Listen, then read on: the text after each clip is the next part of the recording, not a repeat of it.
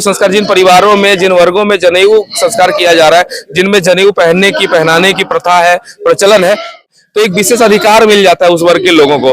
तो ये जो विशेष अधिकार है सिर्फ पुरुषों तक सीमित है, उस वर्ग में भी। तो उस वर्ग की जो महिलाएं हैं उनको जनेऊ का अधिकार नहीं है, यानी उनमें ये किसी एक वर्ग तक सीमित नहीं है। चाहे वो भारतीय समाज व्यवस्था में अगर किसी एक विशेष धर्म में अगर जाति के हिसाब से, वर्ण के हिसाब से लोग बटे हुए हैं, तो उसमें भी देखेंगे आप शिक्षा से वंचित करने का। जयंती की पूरे देश में धूम है और आज झारखंड की उपराजधानी दुमका में भी अम्बेडकर जयंती बड़े धूमधाम से मनाया जा रहा है एसपी कॉलेज के परीक्षा हॉल में। और कल भव्य बारीक रैली निकाली गई थी और हमारे साथ में प्रोफेसर सत्यम कुमार जी हैं, उनसे बात करेंगे कि जिस तरह से लगातार हमला हो रहा है बाबा साहब के आदर्शों पर, संविधान पर, और एकमात्र जयंती मना करके उसको हम लोग कैसे रोक सकते हैं। ये और संविधान की जो मूल चीजें हैं, मूल संदेश है, वो युवाओं तक क्यों नहीं पहुंच पा रहे हैं, जबकि आज के युवा पीढ़ी लगातार पढ़ाई भी कर रहे हैं, कॉलेजेस जा रहे हैं। एक समय था, एक दौर था कि उन लोगों को पढ़ने नहीं दिया जाता था, पढ़ने से वंचित रखा जाता था,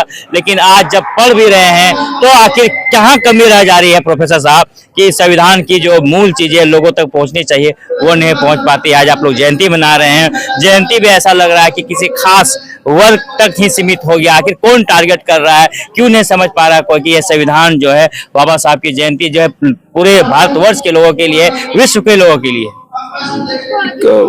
बड़ी मार्मिक बात आपने छेड़ी है, ऐसी बात आपने उठाई है जिसपे निश्चय ही चर्चा होनी चाहिए। आज आप देखेंगे कि जब अंबेडकर जयंती का आयोजन होता है, बाबा साहब डॉक्टर भीमराव अंबेडकर से रिलेटेड जो भी चीजें होती है, तो वो सिर्फ अनुसूचित जाति समुदाय तक सीमित हो जाती है।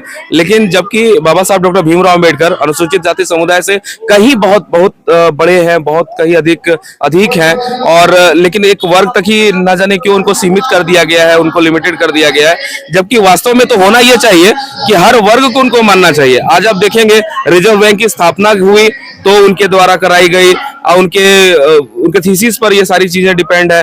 उसके बाद जब आप आगे देखेंगे तो निर्वाचन आयोग अभी हाल में चुनाव होने हैं, तो उसमें भी देखेंगे तो बाबा साहब का बहुत बड़ा रोल है। इस चुनाव आयोग की जो पूरी प्रक्रिया है उसमें बाबा साहब ने बहुत काम किया, उसको अमल पे लाया।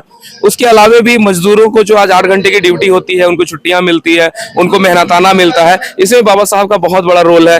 ऐसे न जाने कितने सारे कार्य हैं जो बाबा साहब के द्वारा किए गए हैं। उसके अलावा भी एक चीज होती है जो आप देखेंगे, आप एक बहुत बड़ी चीज है, जैसे कि आप देखेंगे जो महिलाएं आज आपको नजर आ रही है, हमारा ये कार्यक्रम है, इस कार्यक्रम में महिलाएं आपको बढ़ चढ़कर भाग लेती हुई दिखाई दे रही है। तो बाबा साहब के द्वारा हर वर्ग की महिलाओं के लिए कार्य किया गया है। आप देखेंगे कि कोई भी वर्ग हो, कोई भी समाज हो जो जनेऊ संस्कार करता है, लेकिन आप देखेंगे कि जनेऊ संस्कार जिन परिवारों में, जिन वर्गों में जनेऊ संस्कार किया जा रहा है, जिनमें जनेऊ पहनने की, पहनाने की प्रथा है, प्रचलन है, उस समुदाय में भी आप देखेंगे कि महिलाएं जनेऊ नहीं पहनती। तो क्या वो महिलाओं को एक तरीके का मान कर चले कि जनेऊ जब होता है तो एक विशेष अधिकार मिल जाता है उस वर्ग के लोगों को। तो ये जो विशेष अधिकार है सिर्फ पुरुषों तक सीमित है, उस वर्ग में भी। तो उस वर्ग की जो महिलाएं हैं उनको जनेऊ का अधिकार नहीं है, यानी उनमें उस वर्ग को विशेष नहीं माना जा रहा है, उनको स्पेशल नहीं माना जा रहा है। लेकिन बाबा साहब डॉक्टर भीमराव अंबेडकर जी ने जब संविधान का निर्माण किया तो उन महिलाओं को भी अधिकार दिया। जो महिलाएं जनेऊ नहीं पहन सकती, उनका जनेऊ संस्कार नहीं होता है, लेकिन आप जब उनको देखेंगे तो उनको संसद में घुसने का अधिकार है, उनको विधानसभा में घुसने का अधिकार है। तो ये बाबा साहब डॉक्टर भीमराव अंबेडकर साहब के कारण है। संसद में घुसने का अधिकार है, तमाम चीजों में अधिकार है, सभी लोगों का अधिकार है, चाहे कोई भी कास्ट हो पूरे भारतवर्ष में। लेकिन जिस तरह से लगातार हमला भी हो रहा है संविधान पर, कि संविधान की जो मूल चीजें हैं वो हटाने का प्रयास किया जा रहा है, और जिस तरह के नारे लग रहे हैं, जिस तरह का राजनीतिक परिदृश्य बन गया है पूरे भारत में, इसको किस तरह से देखते हैं? अभी एक इसमें बहुत बड़ा जो इसका कारण है, कहीं ना कहीं शिक्षा से वंचित करने का प्रयास हर वर्ग को किया जा रहा है। ये किसी एक वर्ग तक सीमित नहीं है। चाहे वो भारतीय समाज व्यवस्था में अगर किसी एक विशेष धर्म में अगर जाति के हिसाब से, वर्ण के हिसाब से लोग बटे हुए हैं, तो उसमें भी देखेंगे आप शिक्षा से वंचित करने का है। आप हाल के समय में देखेंगे कि शिक्षा का जो सबसे ज्यादा जरूरत जो लोग समझते हैं, अब अगर आप अपने आसपास भी देखेंगे तो लोग उसको सरकारी नौकरी से जोड़कर देखते हैं, जो सबसे धरातल की जो स्थिति है।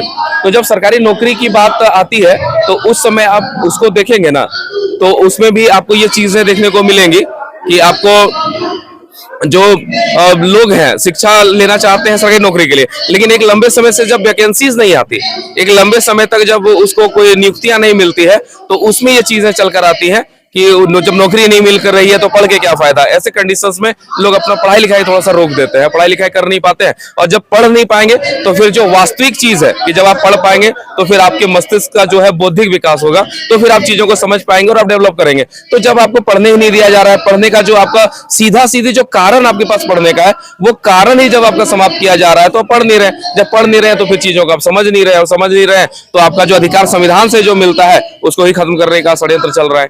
संविधान को बचाने के लिए, अपने अधिकारों को समझने और जानने के लिए पढ़ाई जरूरी है, और पढ़ते रहिए। बाबा साहब के जो आदर्श है उसको समझिए, नजदीक से जानिए, गहन चिंतन कीजिए, गहन अध्ययन कीजिए, तब जाके देश में वो संविधान लागू हो पाएगा जिसकी कल्पना बाबा साहब ने किया था।